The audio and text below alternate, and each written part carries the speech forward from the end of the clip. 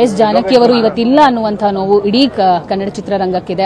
ಅವರ ಹಾಡುಗಳ ಮೂಲಕ ಅವರ ಸಿನಿಮಾಗಳನ್ನು ಅನುಭವಿಸಿದವರು ಜಯಮಾಲಾ ಮೇಡಮ್ ಅವರು ನಮ್ಮ ಜೊತೆಗಿದ್ದಾರೆ. ಮೇಡಮ್, ಎಸ್ ಜಾನಕಿ ಅವರ ಹಾಡುಗಳು, ಅಮ್ಮನವರ ಹಾಡುಗಳು ಪ್ರತಿಯೊಬ್ಬರಿಗೂ ಗೊತ್ತು. ನಿಮ್ಮ ಸಿನಿಮಾಗಳಲ್ಲೂ ಕೂಡ ಅಂದ್ರೆ ನಮ್ದೆಲ್ಲ ಸಿನಿಮಾಗಳಲ್ಲೂ ಅವರೇ ಹಾಡಿರೋದು. ನಾನು ಅಷ್ಟು ಸಿನಿಮಾಗಳೆಲ್ಲ ಹಾಡಿದ್ದೀನಿ. ತೆಲುಗು ಕೂಡ ಅವರೇ ಹಾಡಿರೋದು, ತಮಿಳು ಅವರೇ ಹಾಡಿರೋದು, ಮಲಯಾಳಮೂ ಅವರು ಹಾಡುಗಳನ್ನು ಹಾಡಿರೋದು, ಕನ್ನಡದಲ್ಲಿ ಎಲ್ಲ ಹಾಡುಗಳು. ಒಂದು 4-5 ಹಾಡು ಬೇರೆಯವರು ಹಾಡಿರ್ಬೋದು, ಬಟ್ ಹೆಚ್ಚಿನ ಹಾಡುಗಳು ಅವರೇ ಹಾಡಿರ್ತಕ್ಕಂಥದ್ದು. ನಾನು ಬಹಳ ದಿವಸದಿಂದ ಸೀನಣ್ಣಂಗೆ ಫೋನ್ ಮಾಡ್ತಿದ್ದೆ, ನನಗೆ ಜಾನಕಮ್ಮ ಅವ್ರನ್ನ ನೋಡಬೇಕು, ಒಂಚೂರು ಅರೇಂಜ್ ಮಾಡಿಕೊಡಿ ಅಣ್ಣ ಕೇಳಿದ್ದೆ. ಬಾಮ್ಮ ನಾನು ಮಾಡ್ತೀನಿ ಎಲ್ಲ ಅಂತ ಹೇಳಿದ್ರು. ಏನೋ ನಮ್ದು ಗೊಂದಲ ಇರುತ್ತಲ್ಲ, ಇದರಲ್ಲಿ ನನಗೆ ನಿಜವಾಗ್ಲೂ ರೀ, ನನಗೆ ಅವರು ಇಲ್ಲ ಅಂದಿದ ತಕ್ಷಣನೇ ನನಗೆ ನೋವಾಗಿದ್ದೇನು ಗೊತ್ತಾ, ನಮ್ಗೆ ಯೋಗನೇ ಇರಲಿಲ್ಲಲ್ಲ ಅವ್ರನ್ನ ನೋಡೋಕೆ. ಅದು ಬಹಳನೇ ದುಃಖ ಆಯ್ತಮ್ಮ. ಯಾವಾಗ ಭೇಟಿ ಆಗಿದ್ರಿ ಮೇಡಮ್? ಆ ಸಂದರ್ಭದಲ್ಲಿ ಏನ್ ಮಾತಾಡಿದ್ರಿ? ಬೇಕಾದಷ್ಟು ಮಾತಾಡ್ತೀವಿ ಅಮ್ಮ, ಬೇಕಾದಷ್ಟು ಮಾತು, ಇಂಥ ಮಾತು ಅಂಥ ಮಾತು ಅಂತಲ್ಲ, ಬದುಕಿನ ಎಲ್ಲ ಮಾತುಕತೆಗಳನ್ನು ಮಾತಾಡ್ತೀವಿ.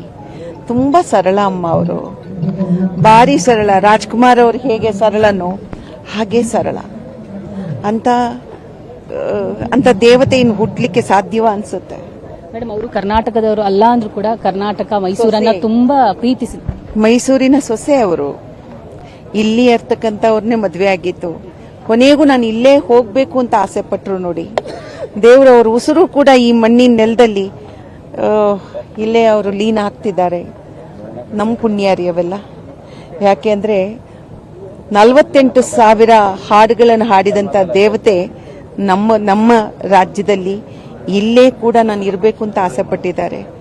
ನಾವು ಮರಿಲಿಕ್ಕೆ ಸಾಧ್ಯವಿಲ್ಲ. ಮೇಡಮ್, ಕೊನೆಯದಾಗಿ ಹಂಸಲೇಖ ಸರ್ ಅವರು ಒಂದು ವಿಡಿಯೋ ಮಾಡಿ ಇವತ್ತು ಸೋಷಿಯಲ್ ಮೀಡಿಯಾದಲ್ಲಿ ಬಿಟ್ಟಿದ್ದಾರೆ. ಅದರಲ್ಲಿ ಪರ್ಟಿಕ್ಯುಲರ್ ಆಗಿ ಫಿಲಂ ಚೇಂಬರು ಜಯಮಾಲಾ ಮೇಡಮ್ ಅಂತ ಹೇಳಿ ಒಂದು ಸ್ಮಾರಕ ವಿಚಾರವಾಗಿ ಮಾತಾಡಿದ್ದಾರೆ. ಸೊ ನಿಮ್ಮ ಒಪಿನಿಯನ್ ಏನು? ಮೇಡಮ್, ಸ್ಮಾರಕವೂ ಆಗಲಿ, ರಸ್ತೆಗೆ ಅವ್ರ ಹೆಸರಿಡ್ಲಿ, ಆದರೆ ಮೈಸೂರಿನಲ್ಲಿ ಅವರ ಉಸಿರು ಇಲ್ಲಿ ಬಿಟ್ಟಿರೋದ್ರಿಂದ ನಮಗೊಂದೇ ಆಸೆ, ನಿರಂತರವಾಗಿ ಅವರು ಇಷ್ಟು ಹಾಡುಗಳನ್ನು ಕೊಟ್ಟಿರೋ ಜೊತೆಯಲ್ಲಿ ಪ್ರೇಕ್ಷಕರಿಗೆ ಅವರಿಂದ ಸಂಗೀತ ಗಾಯನಕ್ಕೆ ಅವರ ಸ್ಫೂರ್ತಿ ಆಗೋದ್ರಿಂದ ಅಧ್ಯಯನ ಪೀಠ ಆಗಬೇಕಮ್ಮ.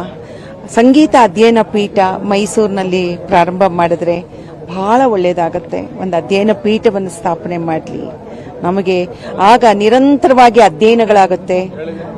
ಅವರ ಕುರಿತಂತೆ ಪುಸ್ತಕಗಳು, ನಡೆದು ಬಂದ ಹಾದಿಗಳು ಎಲ್ಲವೂ ಕೂಡ ಗೊತ್ತಾಗತ್ತೆ. ಎಲ್ಲವೂ ಆಗ್ಲಿಮ್ಮ. ಅವರ ಸಾಧನೆ ಬಹಳ ದೊಡ್ಡದು. ಇಡೀ ಭಾರತ ಚಿತ್ರರಂಗದಲ್ಲೇ ಇಡ್ಲಿಮ್ಮ, ಎಲ್ಲ ಕಡೆ ಇಡ್ಲಿ. Thank you. ನೋಡಿದ್ರಲ್ಲ, ಇದಿಷ್ಟು ನಟಿ ಜಯಮಾಲಾ ಅವರ ಮಾತು. ಕ್ಯಾಮರಾ ಪರ್ಸನ್ ಜಯನ್ ಜೊತೆ ದೀಪಿಕಾ, ಪವರ್ ಟಿವಿ, ಮೈಸೂರು.